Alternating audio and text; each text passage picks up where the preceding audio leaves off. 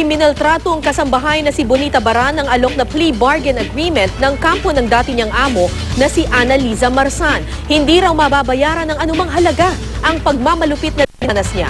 Lalo ngayong pati ang kanyang kaliwang mata ay patuloy ng lumalabo. May news to go si John Consulta. We are offering a peaceful formula on this where both parties will benefit from this situation. It's a win-win situation, ika nga. Matapos ang 8 buwan ng pagkakakulong, nag-alok ang kampo ng among si Annaliza Marsan ng plea bargaining agreement sa dating kasambahay na si Bonita Baran. Si Bonita paano umano'y pinagmalupit, pinlansya at bulag pa ng kanyang amo. Ayon kay Attorney Joel Ferrer, abogado ng mga Marsan, handang magbayad ng 500,000 pesos ang kanyang kliyente kay Bonita at magpasok ng plead na guilty sa kasong paglabag sa Article 274 ng Revised Penal Code. Ito'y sapilit ang pagpapatrabaho sa isang tao bilang bayad sa utang. Itinuturing itong lesser offense na may parusang mahigit 2 taong pagkakabilanggo.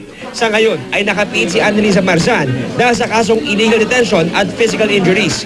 Ayon sa abogado ni Marsan, sapat na ang pagdurusa ni Annaliza sa kulungan sa nakaraang 8 buwan at hirap na pinagdaraanan ngayon ng kanyang pamilya. I would appeal to Bonita. Ang tinitignan ko hindi lang kapakanan ng mga kliyente ko at kanilang pamilya, mga anak, yung sarili mo ring kapakanan. Pero palabang sagot ni Bonita, di siya papayag sa gusto ng mga Marsan. Di raw kayang bayaran ng anumang halaga ang bangungot na pinagdadaanan niya. Nainis po ako kasi hindi naman po ako mukhang pera. Tuloy pa rin po yung kaso kasi madami pa po siyang mabibiktima tulad po sa akin. Ayon kay Bonita, hanggang sa ngayon ay pinagdudusahan niya ang matinding trawmang inabot sa kamay ni Annaliza. Ang masakit pa, habang tumatagal, ay palabo na ng palabo ang kanyang kaliwang mata na di malayong magaya sa kanyang kanang mata na tuluyan na.